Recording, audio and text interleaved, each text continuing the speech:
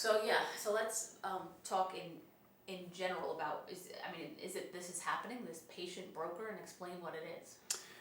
Yeah, since the onset of the opioid and heroin crisis here on Long Island, we've been identified as one of those hotspots, along with Westchester, where Florida-based treatment facilities and California, Arizona, anywhere that's warmer than here, send these brokers or hire local brokers whose sole job it is to get people who are struggling with addiction down to these Florida-based or out-of-state facilities.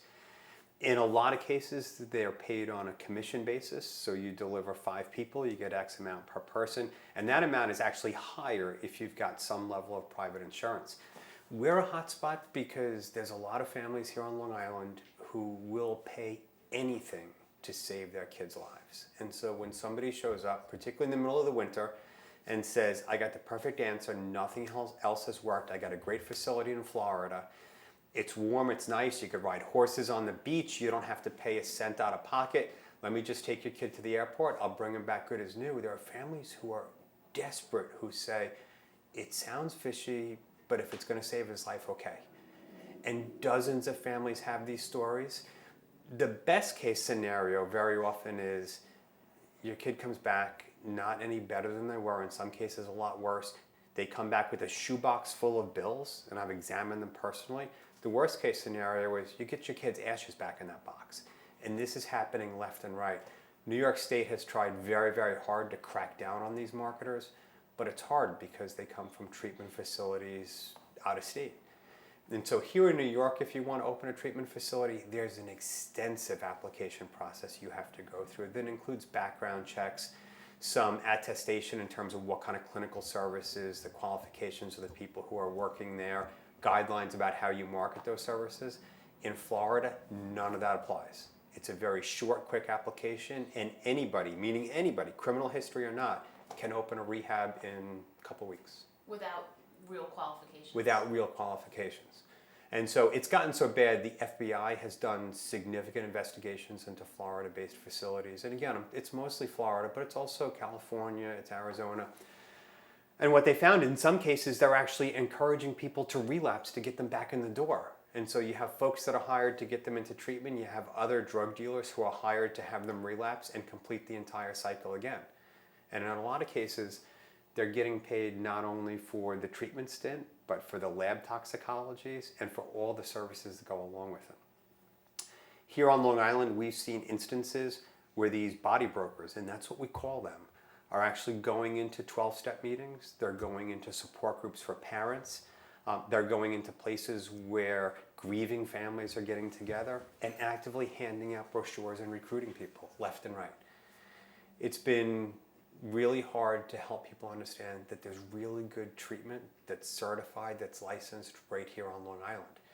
But if you're talking about the middle of February and we're arguing with a kid about going to treatment and it's Rochester or Fort Lauderdale, guess what the easier sell is going to be? It's going to be Fort Lauderdale. So this family said that a lot of the facility that they think she was going to then closed down. So are they like they're opening and closing? And oh yeah, and sometimes they do that because law enforcement is onto them. And you know, one of the hooks they use is when insurance companies here won't pay for inpatient treatment, they'll say we have a way to get it paid for. And the way they actually get it paid for is they take large groups of young people, they put them in houses, just regular houses that they rent or that they buy in low-income areas, and then they get them in a van and they bring them to treatment every day. And the argument is, we're going to bill your outpatient benefits, but they're going to be in a safe place at night with other people who have the same struggles as they do. It's the same thing as inpatient, it's no different, so we found a way to get around the entire system. The problem is, those so-called sober houses are littered with drugs, alcohol, and prostitution. The dealers all know where they are. And the treatment that you're getting during the day is nothing like what you would expect here on Long Island or across New York State. It's substandard treatment performed by folks that really don't have the right credentials. So the people who are running these facilities in Florida are obviously out to get insurance money. Yes. But they're making enough profit that they can pay other recovering addicts to become body brokers? Oh, 10 times over. And they pay a premium when you have the right insurance. And so insurance companies will pay, parents will pay out of pocket.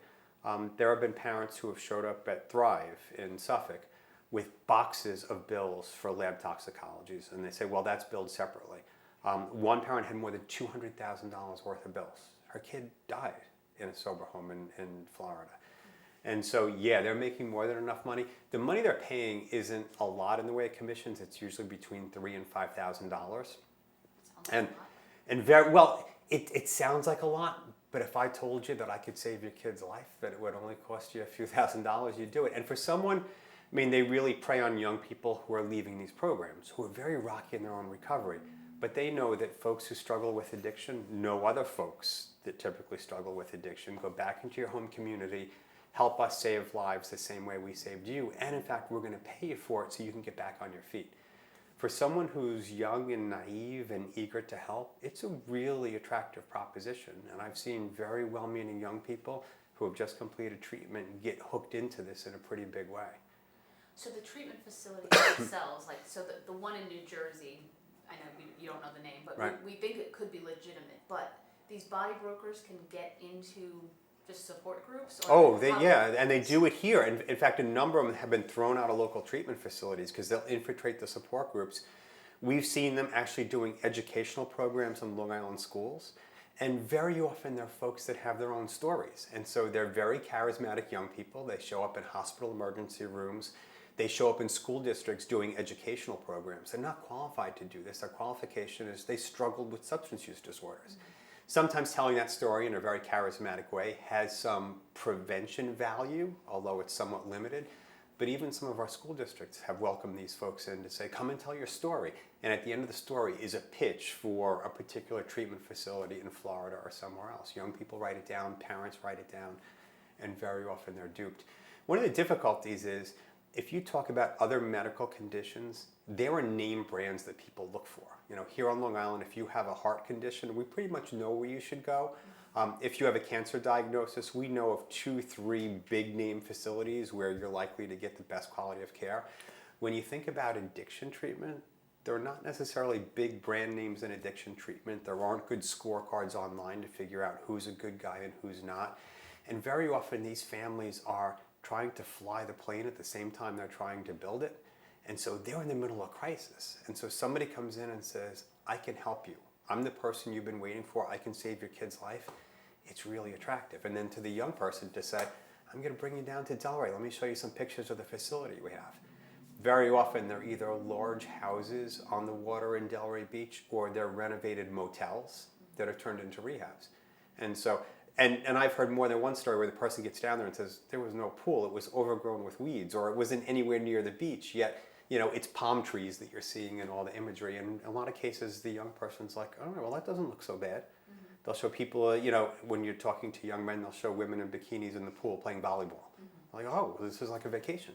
Right. This family brought up the issue of, so once you're an adult, you're 20 years old, is there a system of putting down a next of kin or an emergency contact? Or no, you're 20 years old, you sign yourself into a rehab in New Jersey, you can sign yourself out and put yourself in a Florida one, right? Yeah, you can do that on your own as long as you're 21. You know, I would tell you generally here, that's not the process. Generally here, if you're going through an admission process, even in our outpatient facilities, there's an extended conversation about who's important in your life, who has decision-making capacity, who knows what you're going through, who is it okay to speak with. And nobody was going to call if you leave and you're over the age of 21, but you at least have a sense that there's a family system around. A lot of these Florida-based facilities don't even collect that information because they don't care. Right. And they will flat out, you know, here, HIPAA laws prohibit us from giving out a lot of information if a family member calls. And I think here we do that in the interest of the privacy of the patient. I think there it becomes a crutch. They could say, oh, you're the parents, I hear you're complaining about stuff, but we can't talk to you. Meanwhile, that kid could have left 12 months ago and nobody knows it, and lo and behold, you wind up with a tragedy. Right. But we hear these stories all the time. This is not a one-off. This is something we hear all the time where either young people flee or they're lured down to Florida with the promise of the best treatment under the sun. And think about it. So Florida in particular has a demographic that's older than the average person. So the amount of pain pills floating around Florida is absolutely huge. Take that and mix with it the huge number of rehabs that are down there, and you have the perfect storm. Add into that the crisis that most families are addressing at the same time they're trying to get a loved one into treatment, and lo and behold, this is the byproduct. Have you seen that become a sex trafficking or human trafficking lure as well? It's a fine line, but very often young women who are involved in substance use will do any number of things in order to get their hands on that substance. And very often, and that's not limited to Florida, very often you'll see sober home operators and treatment facility operators, particularly if they're unethical, taking advantage of young women. In fact, if you do a Google search and you look up prostitution or sex abuse, there's a number of very high-profile cases where treatment facility operators have been preying on really vulnerable populations who may have been doing any number of things necessary to survive on the street. So, is there a state law, or do you think there should be, regarding if you sign yourself in, you should need somebody else to help you sign out? I mean, I know it's tough because you're an adult. It is tough, right? Right. And you want that person to have complete privacy, the privacy necessary to actually go forward with the process. Still, I have a hard time completely shutting parents out of the mix. And the difficulty is when you're dealing with someone who is capable of making good decisions, then HIPAA has its place 100% of the time. When you look at folks whose decision making is compromised and who are a danger to themselves or others, that's where this really becomes an open question. And so if somebody has a mental health diagnosis, there's a whole bunch of things that they lose, and there's a whole bunch of mechanisms to bring that family into the equation, because if somebody else isn't helping, that person might die. This isn't that different. If you're shooting 20 bags of heroin a day, you're a danger to yourself and probably others. And at that point in time, your family should be involved. At the very least, and New York State has come down hard on this. So there's a person at Oasis, Rob Kent, he's the general counsel for Oasis. If you haven't reached out to him because he feels as strongly as I do. New York State, quite frankly, needs to go after these folks as hard as they can and make an example out of 2 or 3 of them and say, we know what you're involved in, we're actually going to prosecute you because what you're doing is 100% illegal and it's deceiving and it's hurting people. Maybe So I some think New York facilities dealing with Florida. I think the Florida facility is coming up here to recruit. You know, they've tried to get around. They've tried to say, look, great treatment is available here at home. You don't have to go to Florida. That's not enough. We need to start locking some of these folks up and prosecuting them and being really aggressive and saying, if you're patient brokering, it's illegal. Here's the difference. So there are people locally who are treatment marketers. They work for Seafield, they work for other places. If I call the marketer for Seafield and say, I got a guy, right, here's his deal, that kind of thing. 80% of the time, because we kind of know who fits and who doesn't, they're going to say to me, yeah, we got a bed, yeah, we're good to go, everything fits, send him down, we'll have him admitted tonight. Sometimes, particularly if I call with a woman, right, with particular issues, they're going to say, not particularly right for us, but here are my 3 other ideas. They're not going to take anyone and everyone, and I don't get paid a commission. And so that willingness to look at what's best for the patient is what differentiates. So some of these facilities in Florida are taking women with eating disorders, which there's a handful of facilities that should be taking those women. There's not more than that. There probably should be. But if you're a general facility that opened 2 weeks ago after filling out a 1-page form, you shouldn't be treating women with eating disorders or people with trauma or people with co-occurring disorders. And good marketers will look at that and say, I want to help you, but she's not right for us. Let me make a call to this other facility and let's see if we can work together to get them in. It's more driven by the clinical aspects rather than the financial aspects. This is pure finances, and there's nowhere else in medicine where it's okay to be paid a kickback fee for getting somebody in the door, right? It's been patently illegal in other areas of medicine for decades. It ought to be illegal here too. Okay. And so then just finally, how as a family do you know if a treatment facility is legitimate or not? Or yeah, so there's a number of things to look for. There's a number of resources locally where we're able to guide you in the right direction. And sometimes there's a good reason to go out of state. That's not to say that every out-of-state facility is bad, but a lot of them are. And so knowing what to look for in the way of accreditations, knowing what to look for in terms of the clinical depth of the staff, to have a conversation about what does the treatment duration look like? What's your success rate in treating folks with particular conditions? A personal referral goes a long way. It's hard to look online, but there are some good online resources. So the state actually has a pretty good website that lists all the treatment facilities across New York State, the bed availability, and those kinds of things. And I would say look at treatment facilities' websites. The trick is a lot of them are created in a very deceiving kind of way. There are a number of state agencies and local organizations that can guide you in the right direction. You should never do this alone, but you should also be checking out the credentials of the person you're talking to.